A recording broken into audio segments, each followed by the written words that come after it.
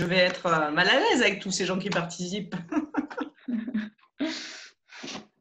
Nous attendons encore une petite minute et on va commencer.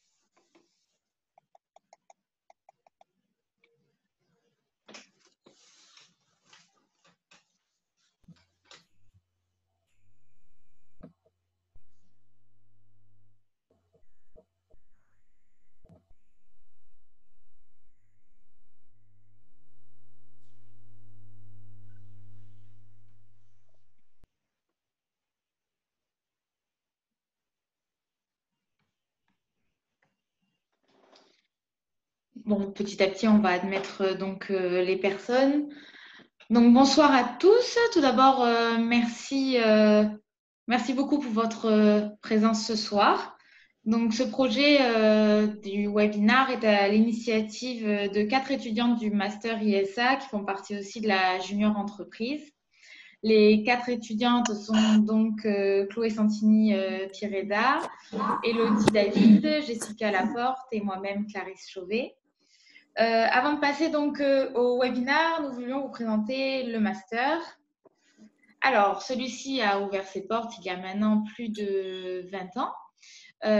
Il permet de réaliser différents parcours pour ensuite, il permet des débouchés en tant qu'attaché de recherche clinique, en tant que responsable qualité et directeur d'établissement comme en EHPAD. La Junior Entreprise, c'est une association qui propose diverses missions aux professionnels de tout horizon. Elle permet de mettre en pratique les savoirs des étudiants en répondant aux besoins des entreprises. Alors maintenant, je vais laisser la parole à Marlène Renaud, donc, qui est directrice générale de CQS et qui va nous parler de l'entrepreneuriat ou entrepreneuriat. On ne sait pas encore, c'est encore le grand débat. Juste avant de commencer, il faudrait que vous éteigniez vos micros afin d'éviter les nuisances.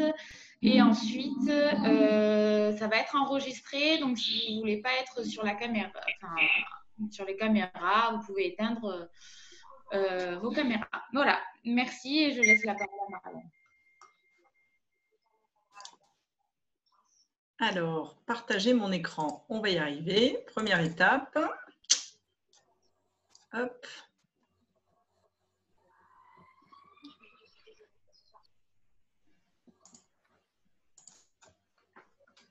Et on va se mettre donc sur la slide.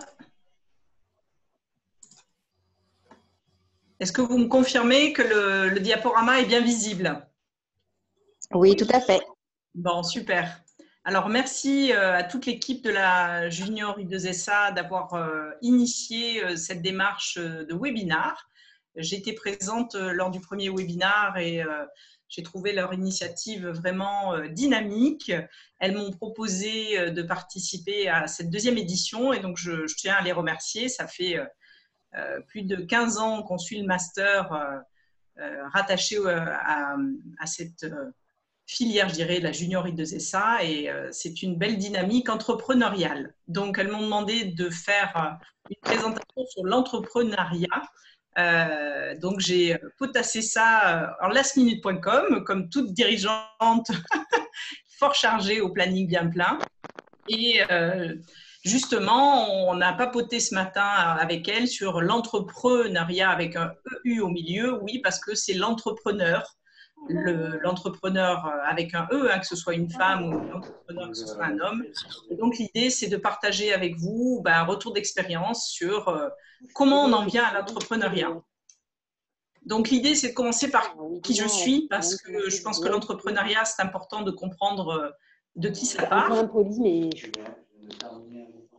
Non, mais Et donc, je vous ai fait une slide. C'est un exercice qu'on a fait avec l'équipe. Chacun devait faire une image qui le représentait. Parce que souvent, quand on demande de qui tu es, on parle soit de sa formation, soit de la fonction que l'on occupe. Et donc, j'aime bien cette image qui représente qui je suis. C'est à la fois ma personnalité, même si aujourd'hui, je n'ai pas les bouclettes sur la vidéo. L'équipe, parce que pour moi, CQS, c'est avant tout une équipe, ça c'est important. May the force be with us, parce que on est toujours plein d'humour, vous le verrez, et plein de côtés créatifs avec notre petit robot qui est en haut à droite et qui s'appelle CQBot et qui vient un petit peu de l'univers Star Wars, si on voudrait, pour l'imagerie médicale. Voilà, et puis qui je suis, j'ai aussi mis une phrase, les grandes idées peuvent naître de simples solutions. Et vous comprendrez peut-être un petit peu mieux au fur et à mesure de ma présentation.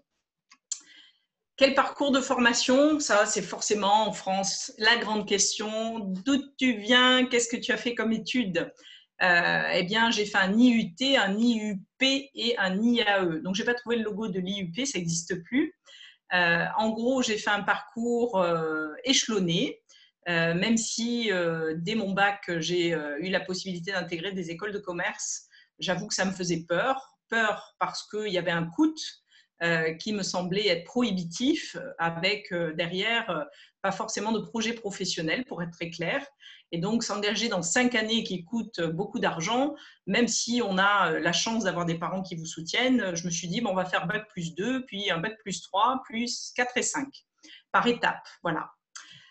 Le master de l'IAE, c'est un master management de la qualité totale. Donc, c'est vrai que quand même, j'ai, au travers de ma formation, touché à tout ce qui avait trait au management de la qualité.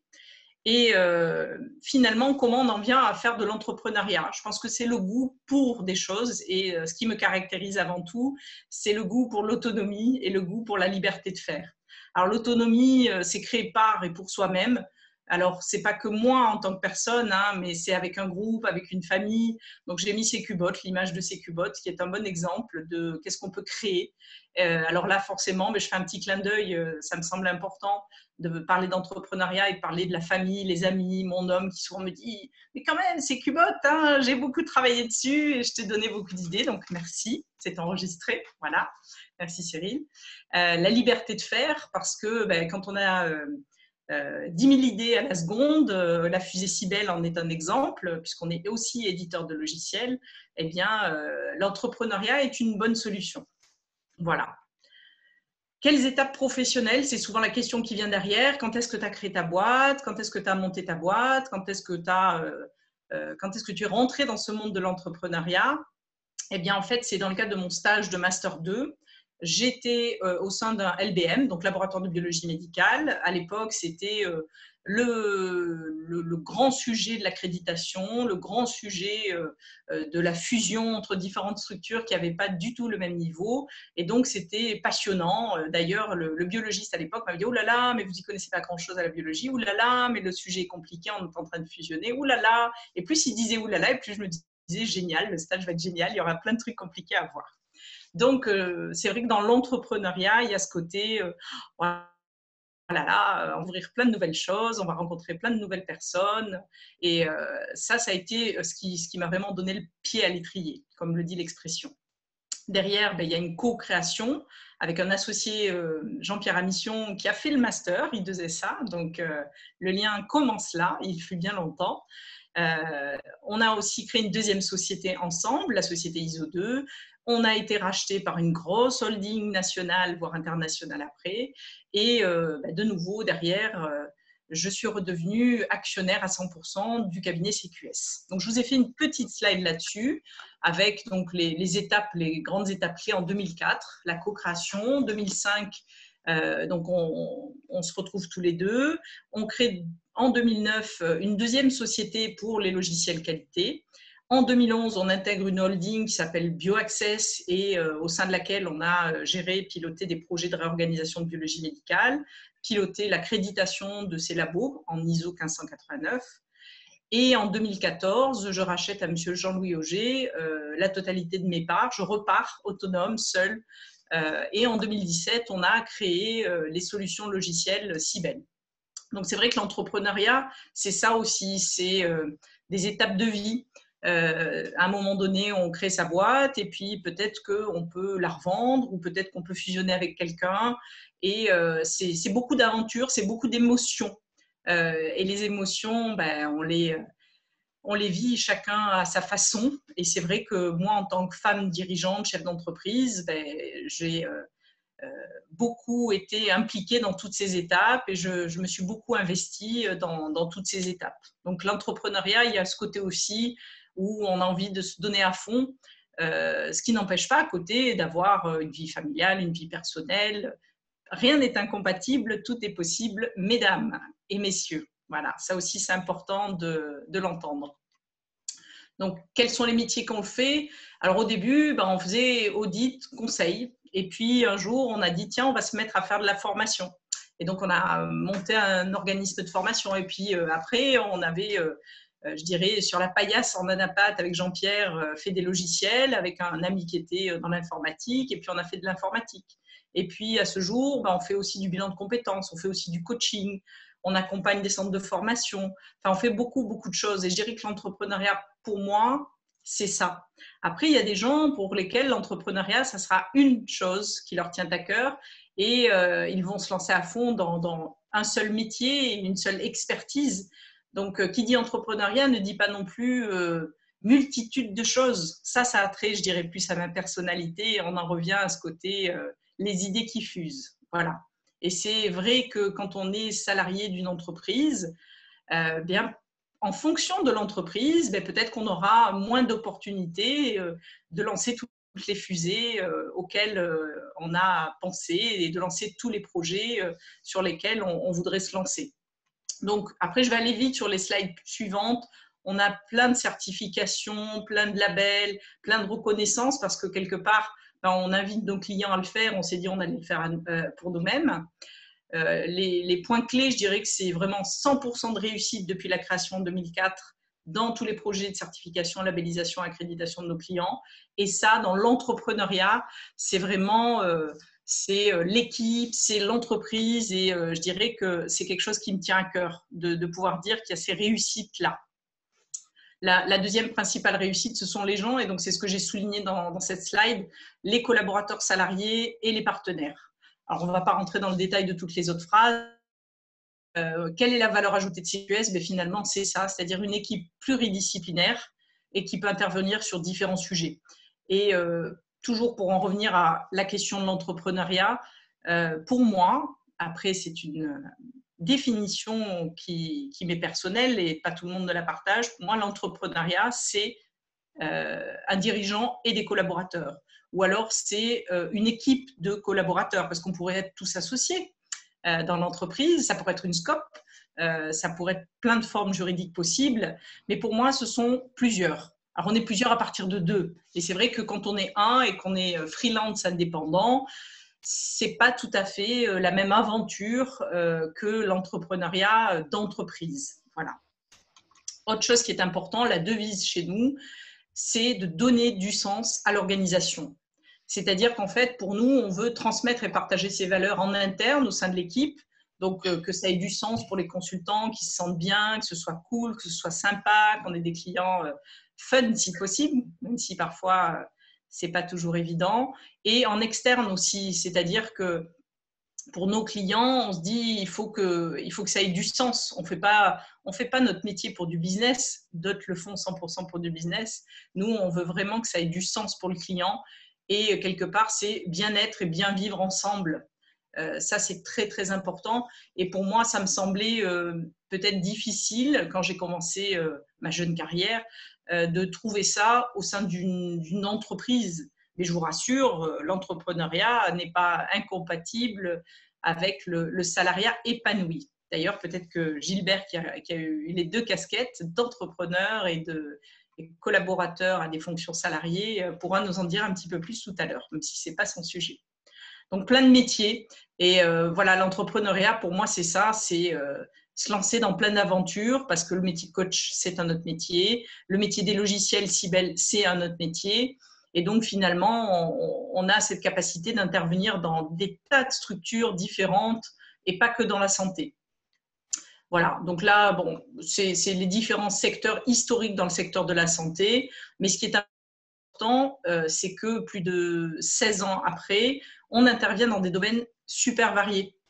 Et comment on fait ça? Je pense qu'on en revient à cette question, c'est quoi l'entrepreneuriat et comment on y vient?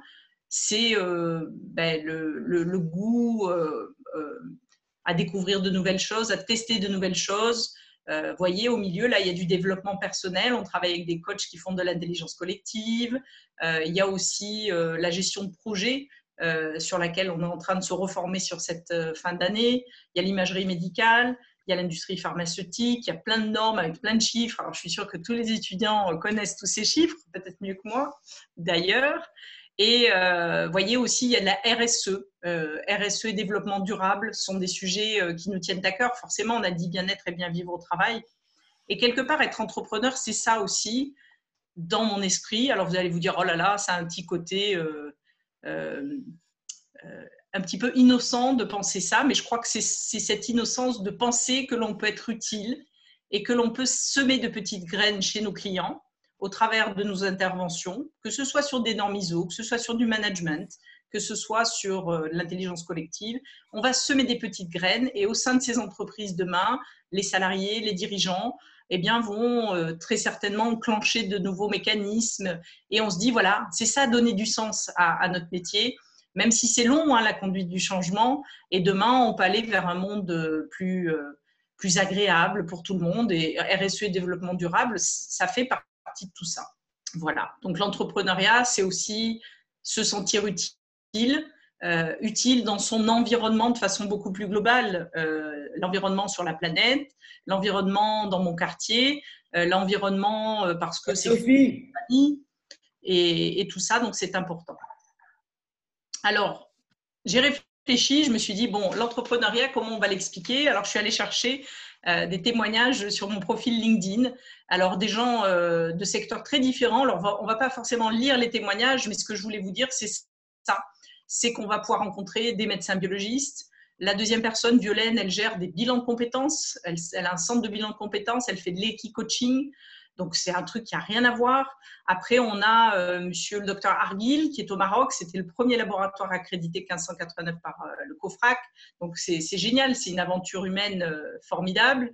On a le docteur Fab Jean-Bernard, qui est sur une entreprise moitié industrielle, moitié le sport, moitié l'automobile. Enfin, c'est une aventure formidable. On est avec eux depuis 1 an et demi. On a aussi des anciens salariés. Là, il y a Livière qui a travaillé avec nous et qui nous témoigne plein de choses.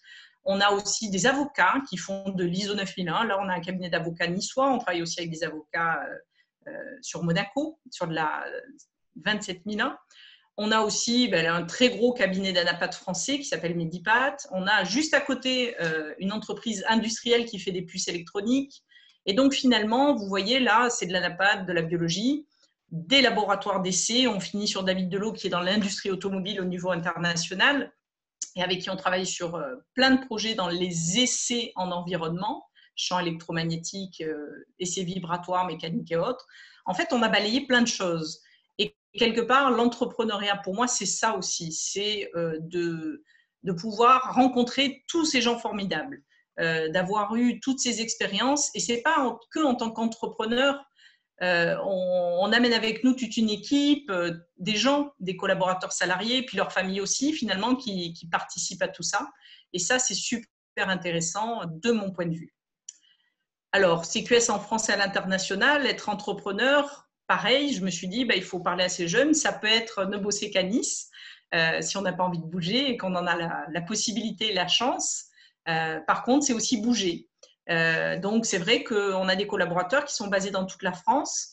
On intervient aussi à l'international. Alors, les dom-toms, ce n'est pas l'international, mais on intervient aussi au Maroc, au Luxembourg, et de façon très ponctuelle. On a fait quelques conférences en langue anglaise, en Allemagne ou dans d'autres pays.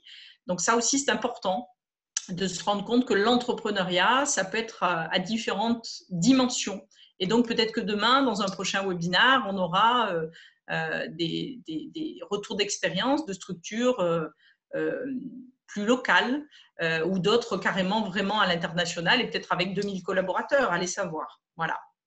L'entrepreneuriat, pour moi, c'est aussi d'être allé sur des secteurs d'activité différents. L'édition de logiciels, ça fait donc plus de 10 ans qu'on édite une solution logicielle. Ça aussi, c'est un autre métier, c'est d'autres compétences. Et ça, c'est super intéressant parce que toujours, ça nous permet de croiser d'autres personnes. Donc, finalement, on a commencé avec un site internet CQS il y a quelques années. D'ailleurs, on l'a retravaillé plusieurs fois. Puis finalement, on a créé aussi des logiciels. Alors, ils ne s'appelaient pas Sibel System avant, puisqu'on les a vendus à la holding. Avant, ça s'appelait la suite ISO 2, CQDoc, CQStock, CQMAT, CQRT, CQST, enfin, il y en avait des nombreux. Et dorénavant, donc, on a une solution logicielle complète, un ERP. Et donc, entreprendre, c'est ça. Il faut se lancer des défis à soi-même, à son équipe. On a investi, on est allé voir les banquiers. Alors, je dis on, vous voyez, je suis unique actionnaire de CQS, mais CQS, c'est on. C'est l'équipe, c'est les gens qui la constituent. On n'aurait pas fait Sibel s'il n'y avait pas eu les Mathieu, les Fabrice, les Jérôme, et encore aujourd'hui les Morgane, les Steven, les Stéphane, et ainsi de suite, ou Henri, même à l'époque. Enfin, plein de gens qui ont contribué à tout ça. Donc, l'entrepreneuriat, c'est ce côté équipe pour moi. Dernièrement, ça fait déjà presque la deuxième année, on a créé un site internet dédié à l'imagerie médicale. Donc là aussi, l'aventure de l'entrepreneuriat, c'est se dire, allez, c'est parti, en imagerie médicale, il y aura plein de choses à faire, la réglementation est en train d'évoluer, on a plein de compétences, on a plein d'experts qui connaissent ce secteur. Et parfois, l'entrepreneuriat, ça prend du temps. Par exemple, l'imagerie médicale qui bouge doucement parce qu'elle a plein de contraintes aussi. Elle a plein d'exigences qui lui sont imposées. Je cherchais le terme adapté. Et donc, l'entrepreneuriat, c'est ça aussi. Le français aurait tendance à dire que se tromper, c'est grave, c'est terrible. Non, si vous demandez à un japonais, il vous dira de toute expérience négative, vous devez faire une analyse des causes, votre joli Ishikawa bien japonais, et comprendre qu'est-ce que vous pouvez améliorer derrière. Donc, l'entrepreneuriat, c'est ça aussi, c'est tester des nouvelles choses et allez, c'est parti. Donc là, par exemple, on s'est lancé, allez hop, chaîne YouTube, on fait des vidéos. Donc, on a dit qu'on allait filmer nos formateurs. Donc, on en a quand même une bonne cinquantaine. On en est à la 4e vidéo. On a pris un apprenti dédié sur la partie chargée de communication. Il m'a prise en vidéo aussi. On a fait un motion design de nos logiciels. Enfin, donc, l'entrepreneuriat, c'est ça aussi. C'est savoir s'entourer dans son équipe, en interne, par exemple, avec des apprentis qui sont vraiment partie intégrante de l'équipe. Donc, cette année, on en a 5. Un en informatique, un en communication, une personne sur la formation et 2 personnes sur l'administratif pur, facturation en cours. Donc, c'est ça aussi l'entrepreneuriat, c'est prendre des risques parce que c'est une année 2020 complexe. Je prends ma respiration, voilà, très complexe financièrement parlant, très impactante. Et encore, nous, on peut travailler. On a certains de nos clients, café, hôtel, restaurant, événementiel et autres, qui eux sont stoppés littéralement, mais ça a été une année difficile. Et donc, l'entrepreneuriat, c'est ça aussi, aller voir son banquier, lui demander de nous soutenir dans ces épreuves, rassurer ses salariés, parce que quand vous avez une quinzaine de collaborateurs et leurs familles et qui sont tous en statut cadre, plus tous les partenaires avec lesquels vous travaillez plusieurs journées par an ou voire par mois, toutes ces personnes aussi comptent sur vous et c'est beaucoup de responsabilités. Après, voilà, c'est une forme de famille. Donc, c'est vrai que c'est pour ça qu'il y a de l'entrepreneuriat. Et donc, je finis forcément par le plus important, ce sont les gens. Alors, je n'ai pas pu mettre toutes les photos. Donc, j'ai fait une synthèse. On a 8 collaborateurs salariés plus 5 apprentis. Mais c'est vrai que voilà, dans les consultants, il y a vraiment cette équipe, ce socle. Et donc, au total, 13 collaborateurs salariés. On a des experts métiers. Donc là, j'ai voulu mettre, tiens, allez Valérie, parce qu'en plus, elle rayonne sur cette photo. Et ça, c'est important aussi dans l'équipe, de partager du bon temps, des valeurs autour d'une bonne table, certes, mais aussi dans le travail. Donc, on a une cinquantaine de collaborateurs. Donc, c'est la richesse dans la complémentarité. Et puis, on a les mascottes, notre CQBot, notre Sibel, qui en font partie. Voilà. Donc, j'espère que je n'ai pas été trop longue. Quelque part, je vous mets rejoignez-nous, que ce soit sur les réseaux sociaux, sur le LinkedIn, sur le YouTube, sur tout ce que vous voulez. Et puis rejoignez-nous parce qu'on a pris des étudiants de master chaque année et que on continuera de le faire. Même si les étudiants que nous avons pris l'année dernière, c'est un autre sujet, c'est pas l'objet de ce soir. Voilà, mais donc on est très content de collaborer depuis de longues dates avec messieurs Caranta Stassini et d'autres enseignants. Il y a M. Chiché, il y a M. Morganera, tiens, qui est un enseignant. Il y a Lorraine Corot, il y en a plein qui interviennent dans votre enseignement. Tous des gens super avec qui on a eu des relations professionnelles, voire amicales. Et c'est ça, en fait, le côté de l'entrepreneuriat qui me plaît le plus. Et donc, je finis sur cette photo, ce petit montage photo en last minute, parce que l'entrepreneuriat, pour moi, CQS, c'est ça. Alors, en plus, ce sont des nouveaux locaux il y a moins d'1 an, des nouveaux locaux en plein centre de Nice, malgré ce qui nous arrivait derrière avec le confinement. Et c'est ça qui permet de ressouder l'équipe, même si on a des gens dans toute la France. On essaye de se voir à minima 1 à 2 journées par mois pour, comme vous le voyez, manger, travailler. Alors, il y a plein de photos qui ont été prises avant le confinement, donc ne me faites pas de remarques sur le masque. Nous avons toutes les mesures qu'il faut pour vous accueillir et pour aller travailler chez nos clients. Là, ce sont des photos d'avant.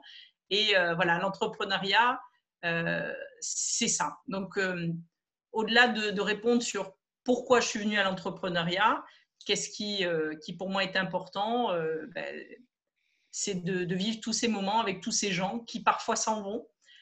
Certains sont peut-être présents au webinar dans les anciens et donc on garde du contact avec eux aussi. Ils sont devenus parfois des partenaires et puis de toute façon, voilà, tous ces gens qui sont ou qui ont été avec nous, ils sont dans mon cœur d'entrepreneur.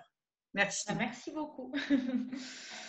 Merci beaucoup, Marlène. Donc, nous allons, si vous avez déjà des questions, donc ça sera à la suite de l'intervention de Monsieur Gilbert Mounier. Alors, je vais lui passer la parole. Marlène, il faudra enlever le diaporama. Et Monsieur Mounier va nous parler donc de la culture positive de l'erreur.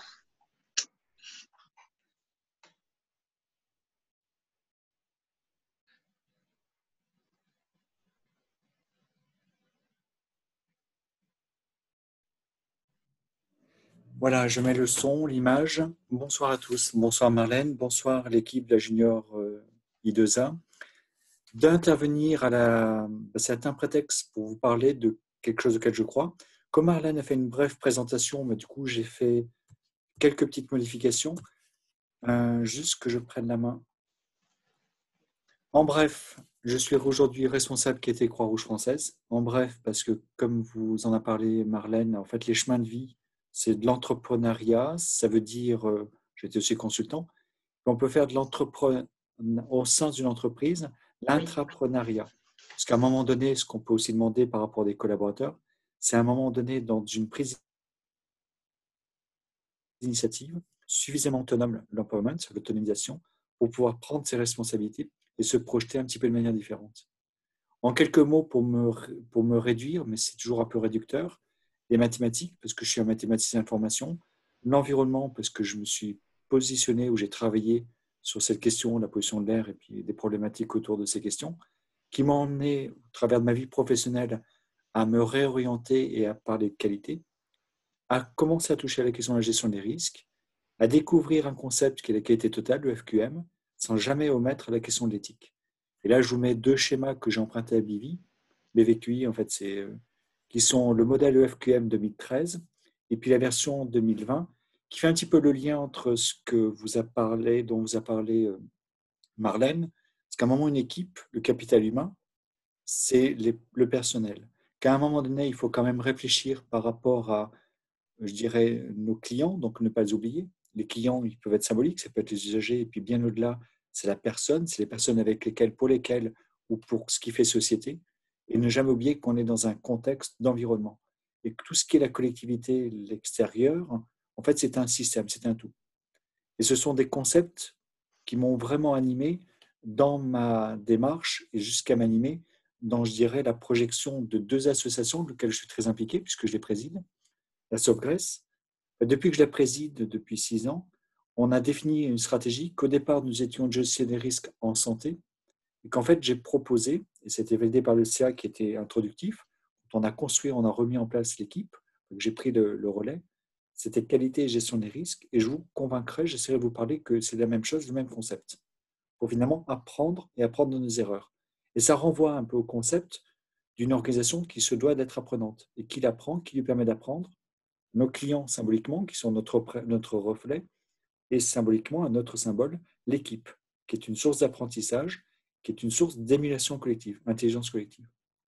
Une autre association, parce que quelques années après, nous étions 3 associations qui travaillaient qualité et sécurité en santé, et on a recoupé il y a bientôt 7 ans ces 3 associations pour construire en fait un projet collectif d'une fédération d'associations qualité et sécurité en santé, qui de temps à autre communique, publie, et puis organise l'année dernière, enfin cette année 2020, c'était un peu compliqué parce que c'était prévu le 1er octobre, et donc du coup ça sera reproduit, ça se produira l'année prochaine.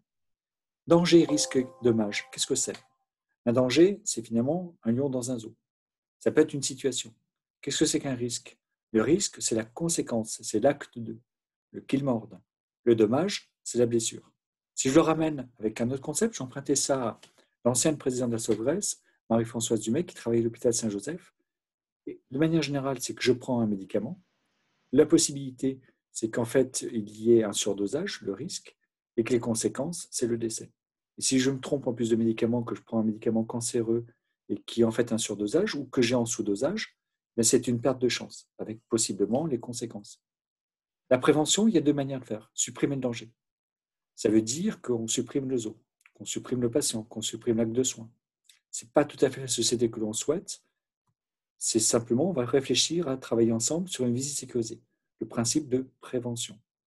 Et là, c'est vraiment une réflexion à avoir, ce que c'est que le principe de précaution et le principe de prévention. Le principe de précaution, derrière ce principe, qui est inscrit dans la Constitution française, nous empêcherait à agir. En fait, on doit être dans l'action, on doit l'agir, avec la question de la prévention. Et vivre, pour reprendre l'expression de Woody Allen, c'est une maladie sexuellement transmissible. La vie est une maladie sexuellement transmissible qui plus est mortelle. Et c'est une belle maladie. Parce que je vous rappelle que dans les conséquences dans nos actes, le risque, ce n'est pas tellement l'erreur. Et là, je parle d'erreur, je ne parle pas de faute. Je vais réutiliser sans arrêt ce mot pour vous faire séparer la notion, le concept d'erreur, commettre une erreur, qui est intrinsèque à notre manière d'agir, de la faute qui est intentionnelle, qui est très rare. Mais ça n'empêche pas que la faute peut être une faute professionnelle, qui est une intention, et dont je dois poser la question de la responsabilité. Vous voyez bien que dans ces 2 cas de figure, et pour avoir vu le deuxième cas de figure, c'est très étrange quand à un moment vous retrouvez à votre pied un pot de fleurs et que vous le voyez passer au pied de votre fille. C'est très très étrange. Ça arrive. Qu'est-ce qu'on a dans le système de santé? On a en fait la question de confiance, la confiance à notre système. En fait, on s'est rendu compte, et c'est depuis 1999, l'Académie de médecine a publié un livre qui a complètement révolutionné la réflexion sur le système de santé, c'est que l'erreur était humaine. Errare humanum est. Sed perseverare diabolicum est. Qu'est-ce que ça veut dire? Ça veut dire que quand aujourd'hui on construit du soin, quand on propose du soin, le soin, ce n'est pas guérir, c'est accompagner. Forcément, il peut y avoir un ensemble de ruptures qui vont créer des dysfonctionnements. C'est en fait toute une révolution du système de santé qu'on passe du zéro impossible à atteindre à composer avec les erreurs qui peuvent se produire tout un tas de nos organisations de santé. Et le concept, il se ramène à ça. Là, vous avez un processus. Pour ceux qui sont intéressés à ces démarches, j'ai une donnée d'entrée, des activités, des macro-processus avec des sous-processus, avec une question de sortie, sur lequel je pose une mesure, avec la qualité du soin, les coûts. La santé n'a pas de prix, mais elle a un coût. Donc, on se doit d'être très vigilant sur notre système qui est très précieux, qui est issu du Conseil national de la résistance, qui fait qu'à un moment, c'est l'accès à tous pour tous, c'est complexe, mais qu'à un moment donné, on se doit d'être juste soin de ces questions qui viennent derrière, le juste soin. Puis il y a la question du délai. Certains d'entre nous pourraient, s'il y avait un besoin, une urgence, avoir un scan dans les 24-48 heures. La majorité d'entre nous, ça sera de l'ordre de quelques semaines. Et dans certains cas, c'est des pertes de chance. La question du délai, elle peut se poser partout, même à Paris. Accéder à un médecin généraliste dans certains quartiers de Paris, c'est presque une mission impossible. Ça veut dire que la notion de désert médicaux, la notion d'accès, elle est très complexe. Et le délai devient intéressant si à un moment j'ai atteint un soin et qui n'était pas forcément pertinent. Donc on peut peut-être avoir la même production, le juste soin, sans forcément avoir une perte. Le système de qualité et gestion des risques, il se pose à travers de ça. Un dysfonctionnement met en évidence un risque dont on va absolument chercher les causes pour pouvoir les corriger et réingérer notre process. Ça veut dire qu'en fait, on est en train d'apprendre. Or, quand on commet des erreurs, c'est parfois très compliqué. La grosse logique, la grosse démarche qu'il faudra construire, c'est identifier les dangers, en identifier les risques, les hiérarchiser pour agir. Agir quand il n'y a pas de dommage, c'est la démarche qualité. Et quand il y a un dommage, c'est beaucoup plus complexe. Soit c'est une crise, soit des modalités prévues, le plan B, le plan de continuité, le plan de reprise d'activité, la situation de crise. Nous nous sommes retrouvés en début de l'année face à la Covid. Personne n'imaginait que. J'étais dans une rencontre où il y avait une réunion qui était prévue avec un ensemble d'officiels qui était prévue début mars à fin février en Suisse. Les réunions s'étaient annulées. Mais personne n'imaginait que 13 jours plus tard, tout allait s'arrêter. Tout allait s'arrêter dans une espèce de système de société, de système monde qui s'arrêtait. En fait, on a imaginé, puis on a se trouve en crise. Puis après, progressivement, on a mis en place des modalités prévues. Dans certains cas, quand il y a un décès, quand c'est issu d'une conséquence, parce que ça peut se produire, là, c'est plus tellement un événement indésirable. On n'est pas uniquement un événement indésirable grave, comme on le nomme, on est dans la question de la crise. Et c'est très compliqué de dire qu'à ce moment-là, je vais pouvoir apprendre. Et que là, on n'apprend pas. On ne pourra pas tenir ce discours parce qu'il serait inconséquent par rapport à la première victime, le patient et son entourage, la seconde victime, l'équipe, la troisième, l'institution. Parce que le risque, il est complexe. Il est associé au soin, c'est la patatoïde centrale. Il est autour du soin. Et déjà, c'est ce qui fait soin, c'est ce qui fait système.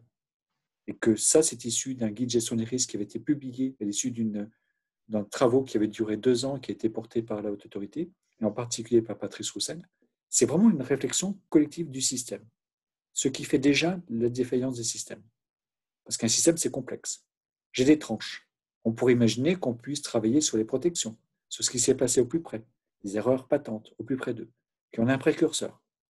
Chacun d'entre nous commet des erreurs. On va en parler. Il y a l'encadrement, il y a la formation, la présence ou l'absence de formation, des procédures qui sont incorrectes. Et les procédures, ce n'est pas une norme, c'est un contrat social. Les équipements, les défaillances possibles. Une institution qui pose à un moment la question de comment réfléchir, comment prendre le temps par rapport à des situations de risque.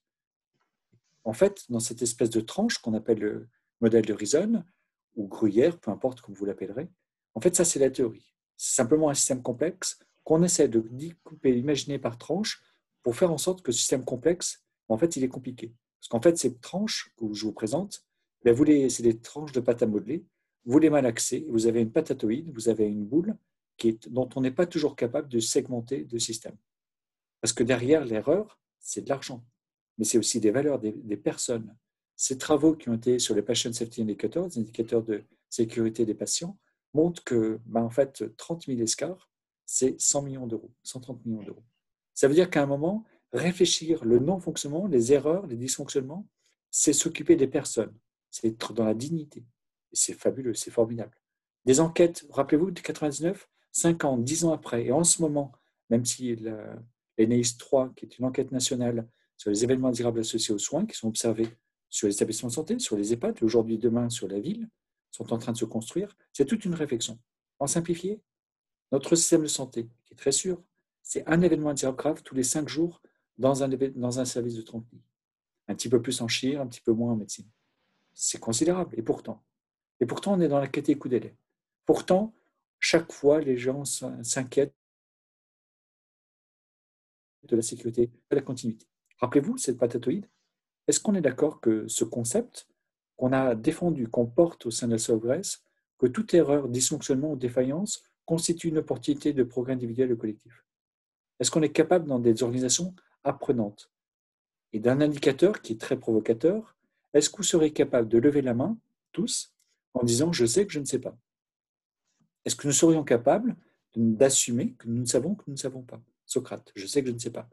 Dans une société basée sur l'humilité, tout en ayant nos responsabilités par rapport à nos responsabilités.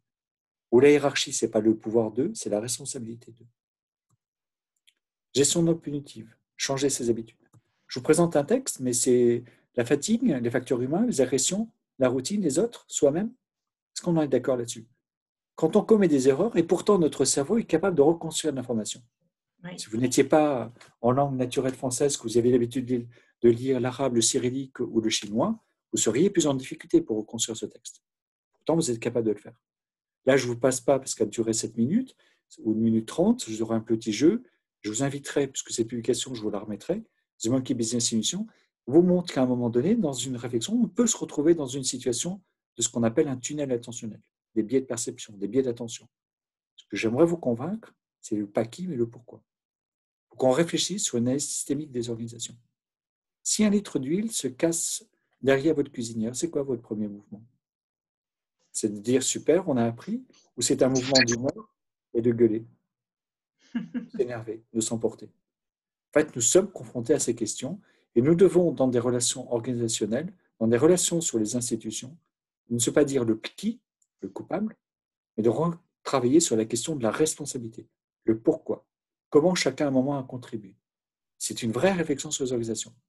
Ça n'empêche pas qu'à un moment, dans des dysfonctionnements qui peuvent se produire, on va peut-être mettre en évidence des fautes professionnelles, des écarts par rapport à des règles qui ne devraient pas être dépassées, qui ne devraient pas être que l'on se doit de respecter parce qu'elles peuvent mettre en jeu ce qu'on appelle le glissement d'une tâche.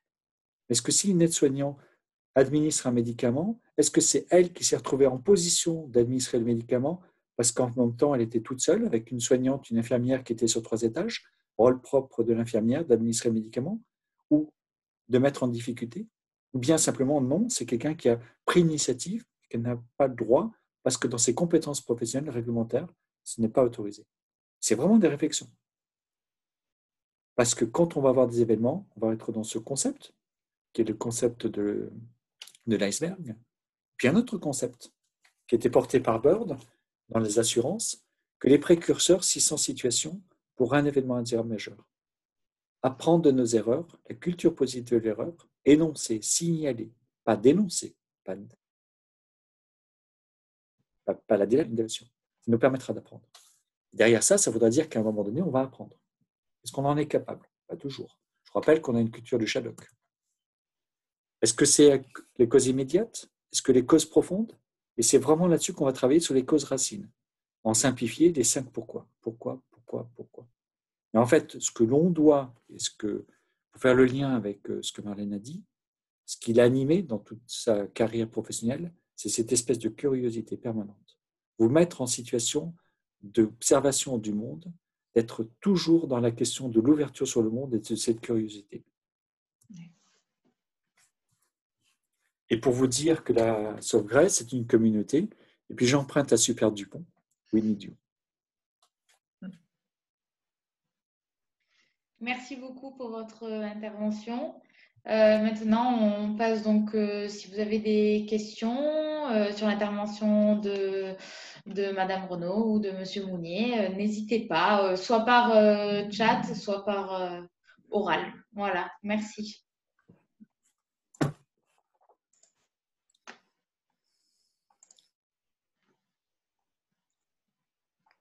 Alors, j'avais posé une question justement sur le fil de discussion de votre profil Junior I2SA.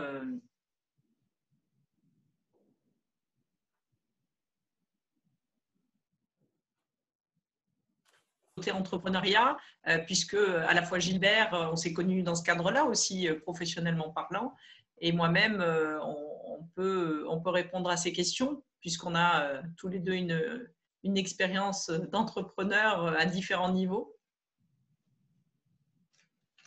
Est-ce que certains peut-être ont déjà aussi un statut d'auto-entrepreneur ou de société en parallèle de leur fonction actuelle?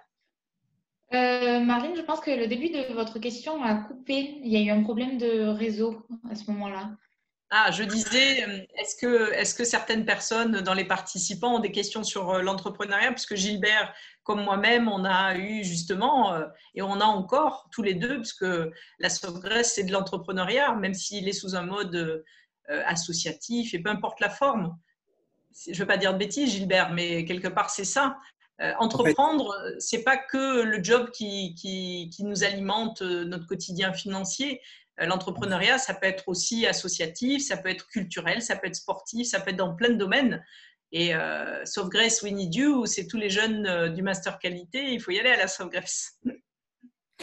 Dans ce que dit Marlène, en fait, l'entrepreneuriat, l'attitude de se mettre en position d'entreprendre. Il y a l'entreprise, c'est une démarche, ça veut dire avoir sa propre entreprise, ça veut dire construire un projet qui peut être économique, ou dans une association que vous le faites au travers de la Junior, oui, ou d'autres qui sont autour d'ici. Son l'entreprendre, c'est créer, c'est prendre l'initiative, c'est se positionner. Et l'entreprise, à quelque niveau, en fait, c'est ce qui fait société. L'entreprise a sa place au niveau de la société, elle doit être éthique. La société, c'est pas n'importe quoi à n'importe quel prix. Et aujourd'hui, dans l'entreprise dans laquelle je suis, la Croix-Rouge, me convient parce qu'elle correspond à un ensemble de valeurs qui m'intéressent, auxquelles je crois. La question qui est derrière fondamentalement l'humanité, c'est ce qui fait travailler dans le monde de la santé, ce qui fait soin, ce qui fait l'humanité, m'intéresse. C'est des choix personnels, c'est des choix individuels, mais c'est des choix qui se doivent dans un monde que l'on construit. Pour que le monde soit meilleur, au sens symbolique, mais qu'est-ce que c'est qu'être meilleur? C'est pour qu'il soit partage. Et que ce soit Marlène dans les travaux, puis on s'est rencontrés dans d'autres projets ou en France ou voire à l'étranger, c'est un moment partagé, c'est apprendre de l'autre dans la diversité. C'est des valeurs qui doivent nous réunir tous.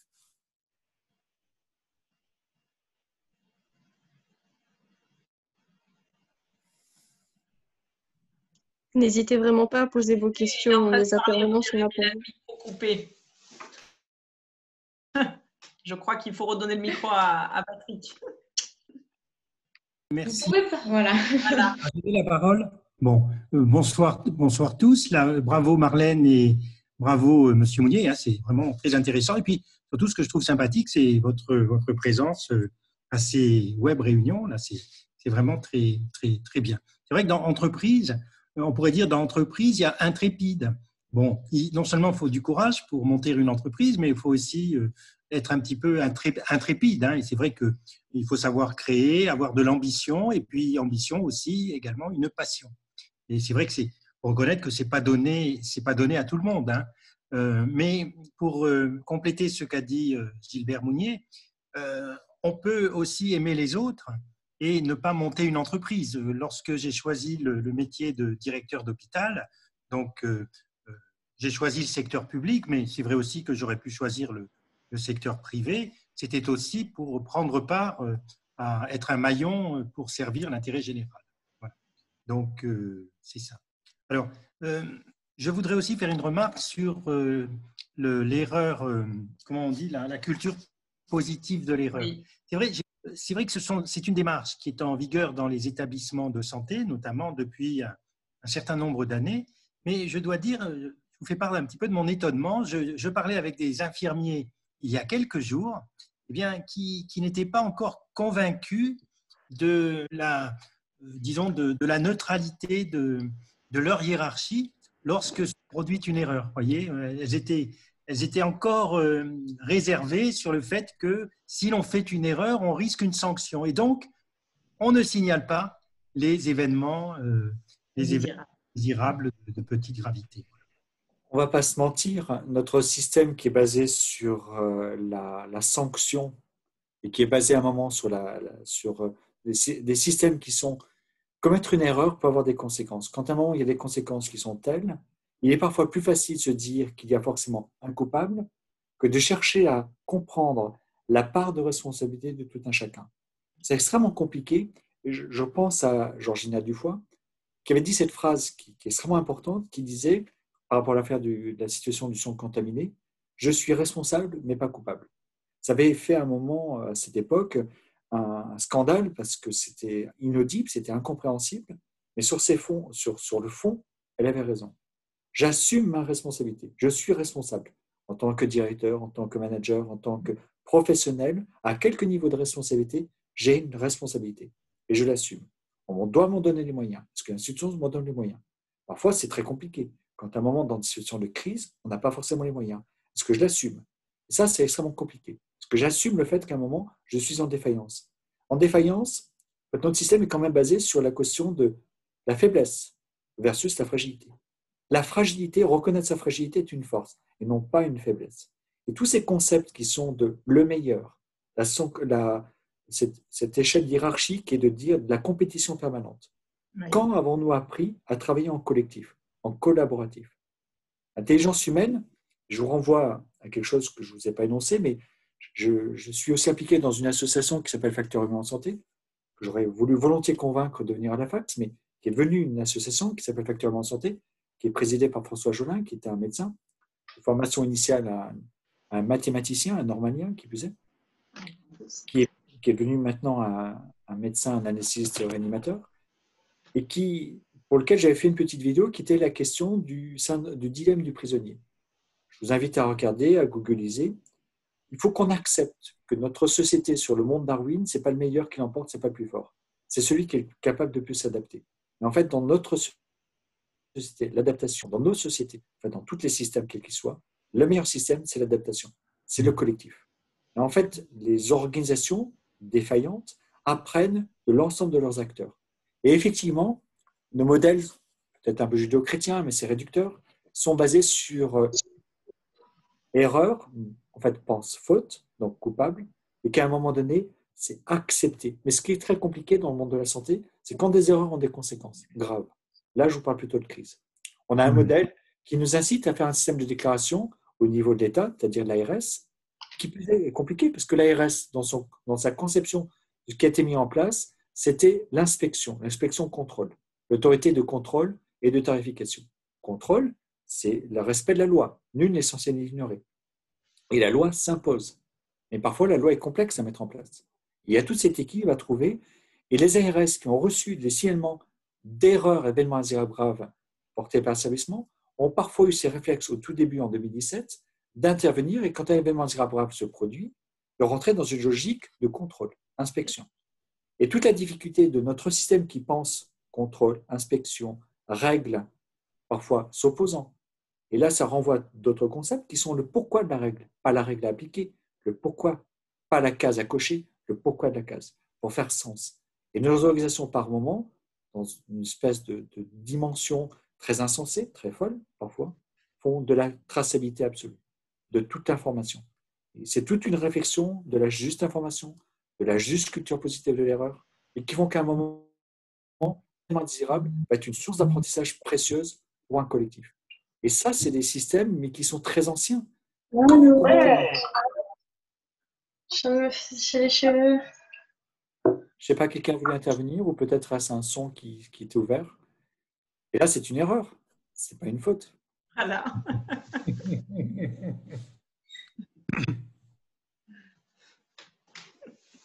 C'est complexe et c'est fragile, mais ça veut dire que le directeur, le président de CME, le directeur des soins se doit d'être exemplaire. Donner l'exemple. Et ça, c'est extrêmement compliqué. C'est vrai que je vous ai parlé un petit peu de la réticence de certains personnels soignants, mais paradoxalement, les usagers, eux, sont assez ouverts.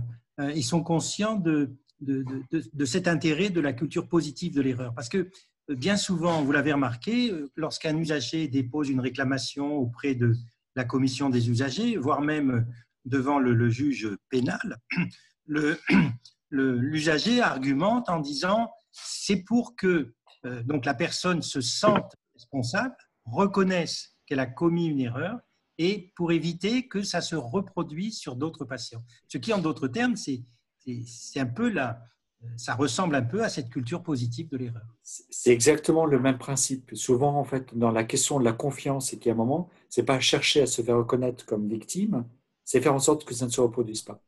Et tout ça, c'est une évolution qui n'est pas une société ultra digérisée comme on pourrait qu'un. On est dans un système plutôt de confiance et de se dire que notre système en vaut la peine et que chacun, dans notre part de responsabilité, pouvons y contribuer. Et c'est une attitude, en fait, c'est un état d'esprit. Et ça, c'est très, très précieux. Ça vous demande à chacun, à chaque fois, d'être dans la question, quand une erreur se commet, ce n'est pas chercher à avoir une punition, c'est comprendre ce qui s'est passé pour que ça ne se reproduise pas. Ça n'empêche pas, à un moment, dans une part de responsabilité, de demander à apporter une sanction positives, voire négatives, mais sanctionner, ce n'est pas punir. Sanctionner, c'est apprendre. Et ce doit être l'attitude. La sanction, par moment, est nécessaire parce qu'elle permet de rappeler la règle et elle doit être éducative. Oui. Et c'est très, très compliqué, tout ça. Vous rentrez dans sanction, punition, tous ces mots s'entremêlent. Oui, oui. Mais c'est vrai que ce que tu disais, Gilbert, aussi, il y a le côté, le poids de ce que l'on nous a enseigné au travers de notre famille, de notre culture, de nos Culture personnelle. qui a un poids énorme. Ce côté,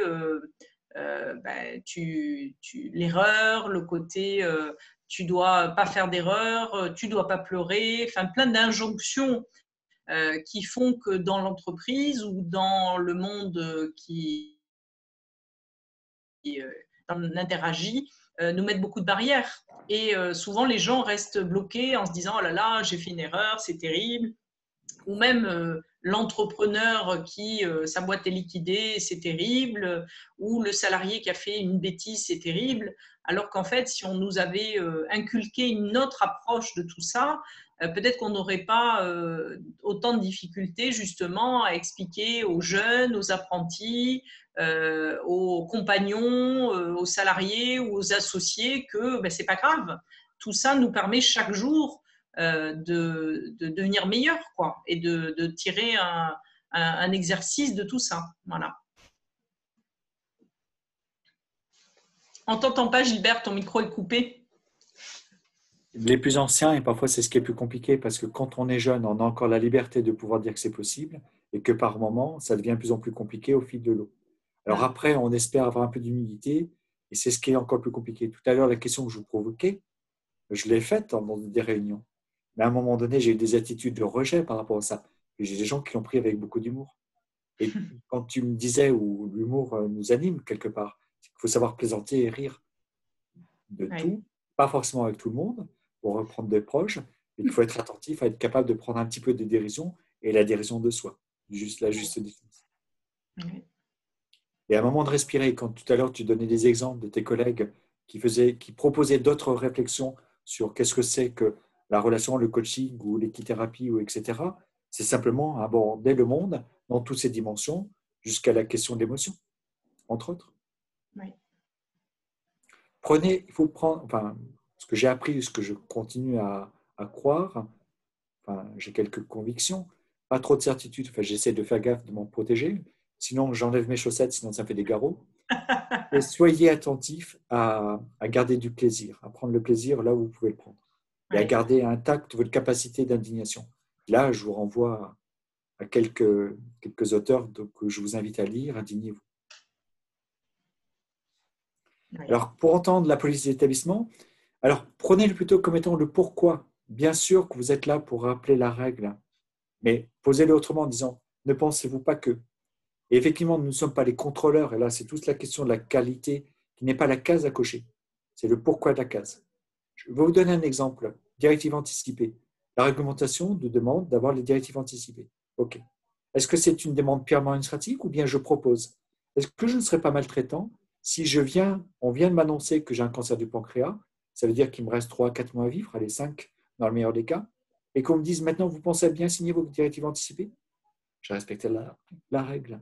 Est-ce que je n'ai pas été maltraitant? Alors que je viens d'être stupéfait par l'annonce du diagnostic qui est plus que dans le langage médical très défavorable. Si quelqu'un me dit je n'ai pas respecté, c'est ce qui m'a été dit. Monsieur Mounier, je n'ai pas respecté la règle. Je devrais demander la personne de confiance. J'ai un de mes patients qui est un petit peu délirant qui m'a proposé son dealer. Effectivement, vous n'avez pas respecté, vous avez respecté plutôt l'esprit de la règle. Si la règle, c'est de faire en sorte que cette personne ne soit pas toxique, il a peut-être confiance en son dealer parce qu'il vend un produit dont il est certain d'avoir un certain nombre de résultats, mais qui sont très toxiques. Et que cette question qui est de dire la règle, je dois poser la question des directives anticipées. Je dois questionner sur la personne de confiance. Et que dans un établissement de santé mentale dans lequel j'ai travaillé, sur une mission longue, eh bien nous avons convenu avec la CDU, la commission des usagers, qu'on ne demanderait pas aux patients leurs directives anticipées, parce qu'à ce moment-là, dans leur complexité de patients souffrant de troubles psychiques, je risquais de les mettre en difficulté, de les faire flamber. Et que je serais très attentif et très protecteur. Je m'intéresse à la question de la mort. La mort, elle existe, elle est réelle. Et je vais le demander d'une autre manière, d'une manière simplement froide, pour remplir un questionnaire. Qu'en fait, nous devons, dans toutes nos démarches, nous poser de manière permanente la question du sens. Du sens, pourquoi l'entrepreneuriat, pourquoi l'intrapreneuriat, le sens qu'au moment on va retrouver. Et c'est tout un chemin de vie, toute une philosophie de vie. Ce n'est pas toujours simple, on n'a pas toujours cette liberté, il est parfois chèrement payé. En étant entrepreneur, parfois c'est très cher à payer, mais ça laisse des espaces de liberté. Parfois, le choix d'être en entreprise, c'est aussi des choix. On en assume les responsabilités et les conséquences. Je fais le choix. J'ai une proposition que j'ai trouvée magnifique de partir à la Croix-Rouge. Je fais le choix de changer de vie professionnelle. Les filles, peut-être reprendre un petit peu les questions là, qui nous ont été posées sur le chat. On a Élodie David qui nous pose une question. Oui, en tant que responsable qualité, nous sommes souvent perçus comme la police, entre guillemets, de l'établissement de soins. Quelle place avoir? J'ai un petit peu répondu par rapport à ça, parce que j'ai rebondi sur ça. Et sur la libre expression, eh bien oui, en fait, je vous renvoie, alors que je ne vous l'ai pas présenté, ce que je vous ai extrait, c'est extrait d'un cours où j'avais quelques planches en fait, dans lesquelles j'interviens. Ça renvoie à la culture positive de l'erreur et l'enquête culture sécurité qui est posée par le CK, pour ceux qui le connaissent. Donc c'est le réseau Aquitaine qui est devenu la règle parce que se propose par l'autorité. Il y a un moment ce qu'on appelle la libre expression. Peut-on parler, permettre à tous les collaborateurs de quelque niveau de responsabilité de pouvoir s'exprimer en disant « je ne me sens pas à l'aise ». Je connais une obstétricienne qui demande aux agents de soins de ménage de l'interpeller quand à un moment donné, un patient, une patiente, puisqu'elle est obstétricienne et qu'elle possède, n'a pas compris, une parturiente n'a pas compris ce qu'elle a voulu exprimer. Comment je laisse une expression libre pour que chacun soit capable d'entendre l'autre, à quelque niveau de responsabilité? Pas le sachant et les autres, moi je, nous. Comment passer sur nous? Quand Marlène, tu dis le nous, tu es dans cette attitude. Comment passer du je au nous? Pas le nous de majesté, ça c'est un peu facile, le nous collectif. N'empêche pas qu'il n'en demeure pas moins que là, Patrick, vous pourriez le dire, c'est qu'à un moment, il se posera la responsabilité de prendre la décision parce qu'à un moment, on est entériné dans la position d'un directeur. C'est facile dans ça. Marlène, quand tu prends une décision, tu as laissé le groupe s'exprimer et puis il en devient ta responsabilité de dire bon, ben maintenant, ça va être comme ça jusqu'à ce qu'on décide que ce soit autrement. Jusqu'à que collectivement, on le réinterroge. Et une procédure, c'est un contrat social. Ce n'est pas une donnée froide, une règle à appliquer.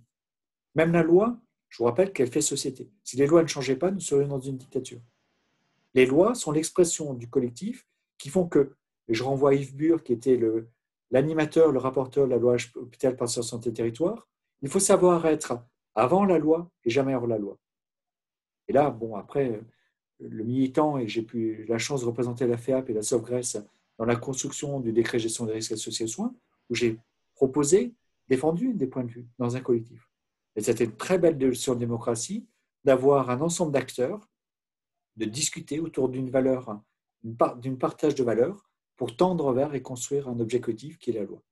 La loi n'est pas une donnée absolue en disant ceci est la loi, cette règle, non, c'est beaucoup plus compliqué que ça. C'est beaucoup plus. Il y a la jurisprudence qui fait que la loi s'interprète. La loi est un fait de société. Rappelez-vous qu'il y a aussi des lois qui étaient uniques. Il y a des lois qui étaient scélérates, 1885, etc., sur les lois sur les libertés de la presse. Rappelez-vous 39-45, où c'était la loi. Oui. Tout à fait. Nous avons aussi une intervention de Malika. Je ne sais pas si Malika, tu veux intervenir aussi à l'oral directement. Oui, enfin, là, M.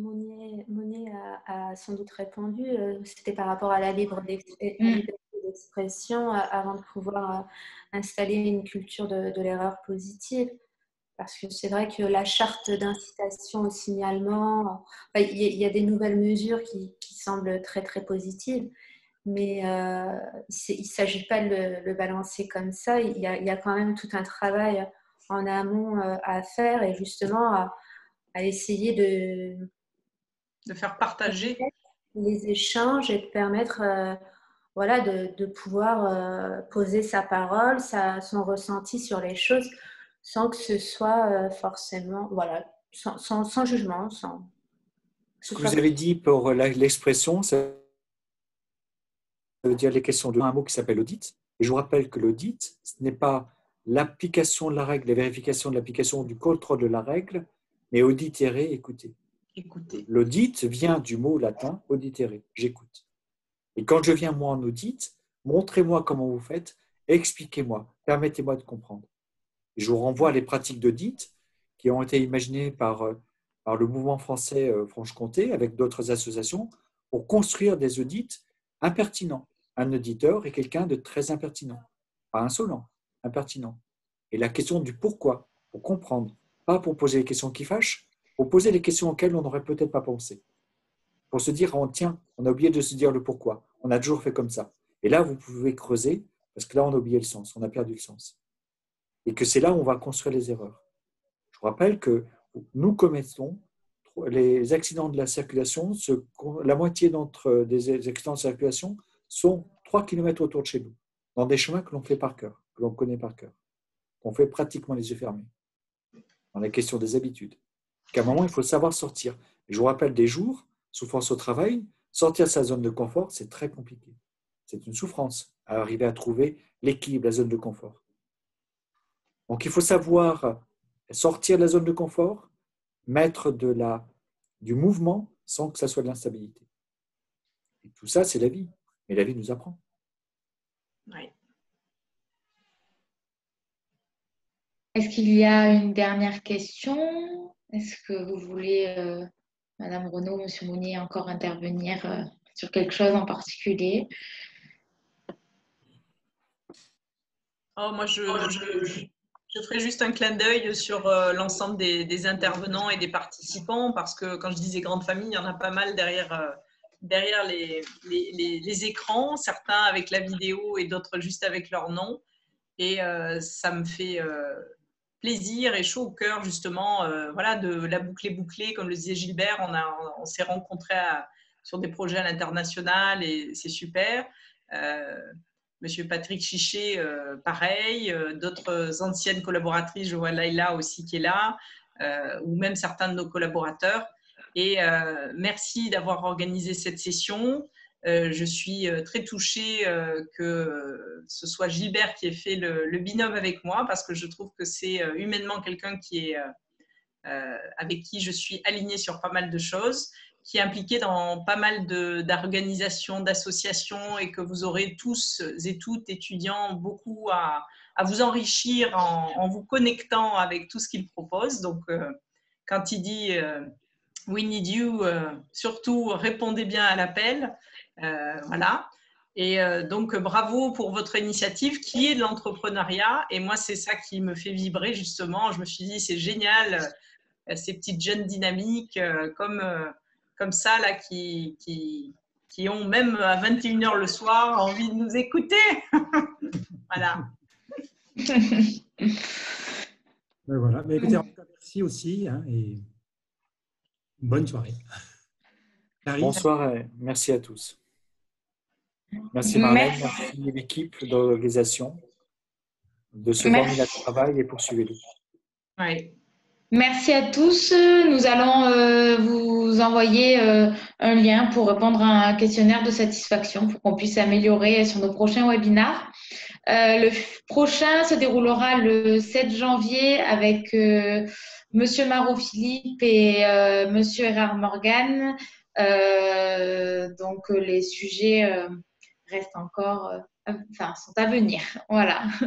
On vous tiendra informé. Merci beaucoup. Merci à vous. Bonne soirée. Bonne soirée. Belle fête de fin d'année. À vous aussi. Plein de petites étincelles dans chaque moment. Sortez couverts.